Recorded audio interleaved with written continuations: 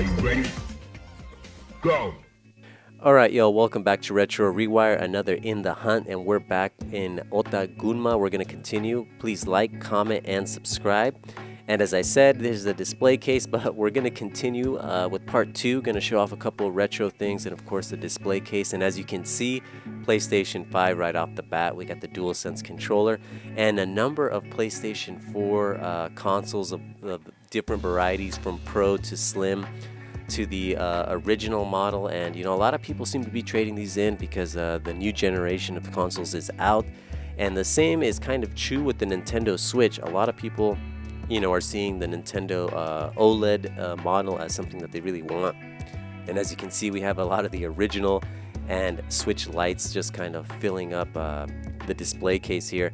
And in the bottom, you know, all sorts of little goodies, but mostly just a lot of these mini console variants. You know, we have a couple Neo Geo minis there, a few Super Nintendo or Super Famicom minis, and a Famicom mini off in the distance back, way back there. But a lot of that stuff. But as you can see, some of these Switch lights are pretty neat colors. You know, like this yellowish, dirty yellowish color. You know, it's kind of appealing for me, at least, anyways. We have this Pokemon here with its interesting color scheme. A lot of neat little colors, but the last part of the display case, as you can see here, is just littered with a few handheld items. But at the very bottom, we have the legendary Sega Dreamcast. It's a freaking awesome system, and one that I still enjoy playing to this day. Here we have the Mega Drive Mini, which some of these prices are pretty, I guess, reasonable. Sometimes if you really look, you can buy them for a little bit lower, but we have this PlayStation 1 Mini, which is a bit controversial, next to these PlayStation Vita Slims, as well as a few of the OLED models. But definitely nice to see the PlayStation Vita Slim, as it's a console that's a little bit more, it's becoming a little bit, and I don't want to say rare, but less common. And of course we have the legendary Neo Geo, freaking expensive to this day. It's held its value quite well. And in the back we have a copy of World Heroes by ADK, which I believe is actually in Saitama. I don't think they're around anymore or a thing. But anyhow, next to that we have a Neo Geo memory card for about 18 bucks. Definitely nice to see that, as it is a accessory for the platform. And then we have a couple of Rockman amiibos for about 24 bucks. And then just a whole variety of different Nintendo 3DS and 2DS systems. Now the one that really stands out here is going to be this Monster Hunter one with its brushed metal casing there. Definitely, I guess, a neat looking console, as are these clamshell 2DS systems. But the 2DS is not a system that I'm really interested in, as I do like playing my 3DS games in full 3D, with the full 3D effect.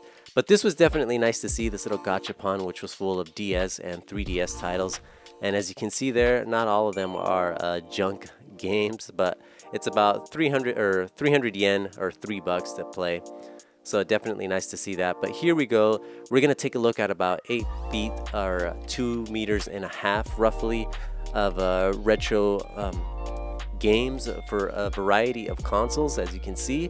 But let's get it underway with the Nintendo 64. We have this Pokemon Stadium.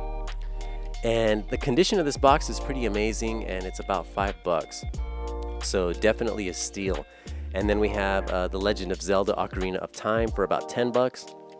Definitely another box that's in freaking awesome condition, as well as Wave Race 64. Now this was definitely a fun racer, and as you can see there, $5.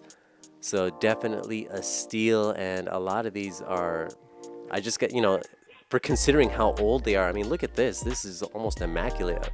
The original Smash Bros. Games for about $18. Now, if you go for the loose cart, that's just going to be a couple dollars. Definitely cheap, but definitely nice to see that. As is this here, Castlevania 64.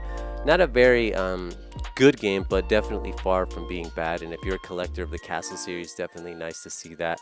Now, here we have the lowly Xbox 360, what they have, you know, $1 here for Gears of War 2, the limited edition. They have about a couple Xbox One games, and I actually ended up picking up Left 4 Dead 2.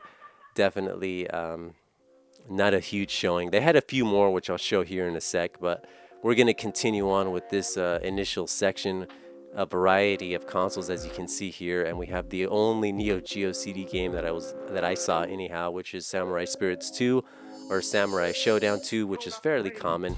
This is a shooting game for the PC Engine, and it is available on the PlayStation Network on the Japanese store. So if you're interested, you can play it there.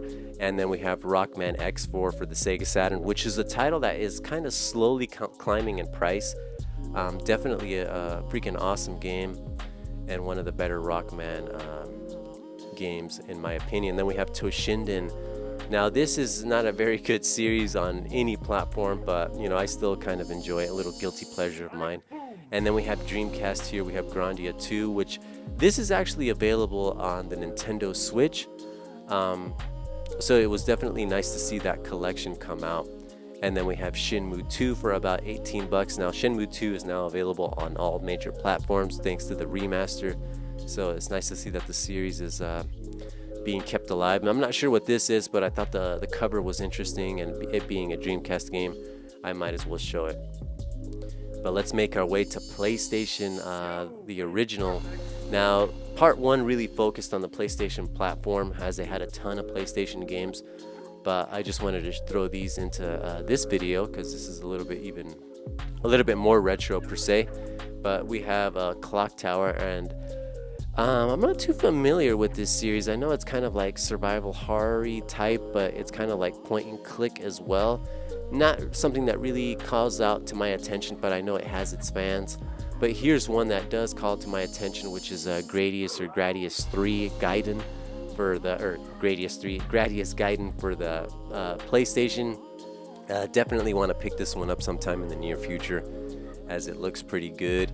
And then we have the original Grandia, which I actually ended up picking up the North American version to this not too long ago, so definitely looking forward to playing that.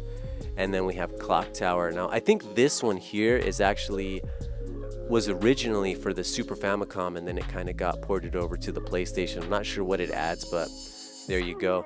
And then this is a game that I often see. I'm not sure what it's about, but it's like a claymation stop motion type game. Seems to be a platformer of some sort. But here's one, Tomb Raider 3, definitely a great series that's still I guess a thing to this day. Definitely want to try those new ones out, but they had part 3, and then here's another part 3, Breath of Fire 3, as well as Breath of Fire 4. Now this is a series that I haven't played in years. I think the last one and the only one was part 1 on the Famicom. But we're just gonna make our way here and take a look at a few of these titles. Definitely feel free to pause, as they did have a number of PlayStation titles. You know, the PlayStation brand was such a force way back in the day. And here we have Tron Bond, The Misadventures of Tron Bond. Definitely affordable here. In North America, this is a freaking expensive game. But again, this one is fully in Japanese. But this game is also on the PlayStation Network, so if you're interested in playing it, that would be a more economical way to get that experience. And then just a number of Rockman titles. We have Rockman 8, Rockman X6, and a couple of the Rockman Dash titles, which are known as Mega Man Legends in the West. Here's the first one, and then we have Mega Man Legends or Dash 2, which I beat the first, and I definitely want to give the second a go. And a lot of these games are actually going to be on the PlayStation Network. So, you know, on the PlayStation Network, they average about $6, and it's an easy way to play them with full English language support. Then we have X5 here. X5 and X6 I hear are not very good, but X4 definitely pretty freaking sweet game. Definitely love it. And then of course we have a lot of the original Rockman re-releases for the PlayStation 1, which, man, the PlayStation is just loaded with 2D games. Now I know the Saturn is often the one that's better in some respects, but the original PlayStation definitely has the library. And there's an interesting one, Runabout 2. I believe this also got a Dreamcast released in the West, but definitely a fun, interesting little game. And then we have this monstrosity, Street Fighter the movie with its digitized characters. Never actually played it, and it really doesn't call out to my attention. We have Metal Gear Solid for about $5. Usually that's a junk game that you can find for about $1. And then we have Metal Slug X, the greatest hits and the original release, the first print run there. And then we have Metal Slug. Now I actually ended up picking up this game. It's not so great on the PlayStation, but definitely I like seeing it in action running off of the CRT. But anyhow, that was the initial first section. Let's go ahead and move on to the next section. As you can see here, a number of 360 games, but nothing too stand out. And we'll take a brief look at it.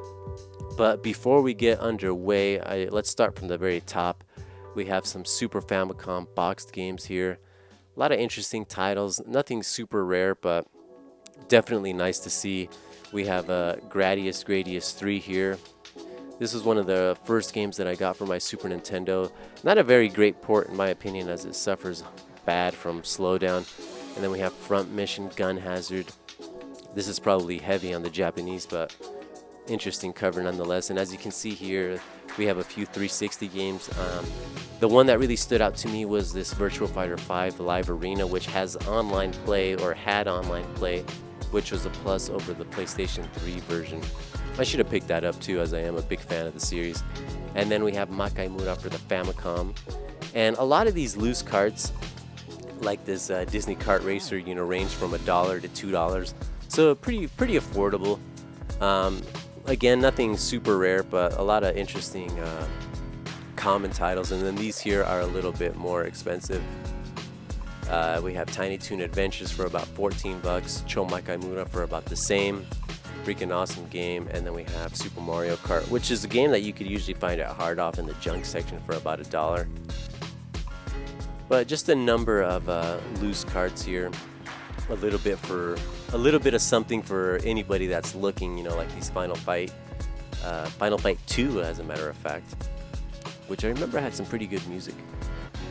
And then we'll just continue. I'll continue showing off a few of these loose cards. Now the plastic casing in the back had some of the more rare Super Famicom titles, which I think the most interesting one was Street Fighter Alpha 2. But we'll continue on here with a couple handheld loose games, and then make our way down to some of the Famicom games. Now the Famicom games, again, not a platform that I'm really interested in collecting for, but I gotta say a lot of these cards are a little bit flashy looking, especially with all the different colors and different shell casings. But look how colorful that is. And these games are like freaking old, from the 80s. So definitely nice to see that some of them are still in fairly good condition. And then we're going to end things here with the Nintendo GameCube. We'll take a look at a few of the titles. Now, again, nothing super rare, but definitely a lot of titles that have a following, I want to say. But again, some of these are, fully in Japanese, so it's not going to be for everyone. I think in North America, the GameCube is kind of seeing like a little renaissance. But we have this this Bomberman Generations, and I believe one of the Bomberman games for the Japanese Cube is a bit expensive. I don't think it's that one, but they did have a number of these Biohazard or Resident Evil 0 titles in stock, all about $5. And if you're lucky, some of these will include the memory card, as I believe when the game first launched, it was an accessory that was included with the sale of the game. And then we have Sonic Adventure 2 Battle. Kind of an interesting game. I used to have it on the Sega Dreamcast. I think some of the other characters kind of ruined it for me. I just wanted to go fast. And then here we have Biohazard 3 Last Escape. I should have picked this one up, as it's really one of the only other GameCube games that I'm looking for. And then we have Star Fox Adventures, which I believe this was going to be a completely different title back in the day, but it kind of just got repurposed and made into a Star Fox game. And then here I'll just show a little detail of the little comic that it has, which I thought was a little bit interesting. And then we're just going to make our way to Crazy Taxi here.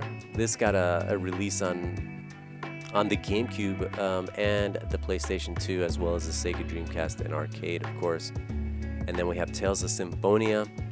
This one kind of lost a lot of value in North America because of the PlayStation 3 release. And then we'll kind of end things here with these soccer games. Look at these characters that are wholesome. They just look angry. A lot of toot. But anyhow, that's going to do it for this episode. Thank you for sticking around this long. In the next episode, I'll probably show off Nintendo GameCube and Wii titles. And then after that, I'll do a couple of unboxings. But anyhow, my name is JJ. Thank you for watching Retro ReWire. And I'll check you guys out very, very soon. Ciao.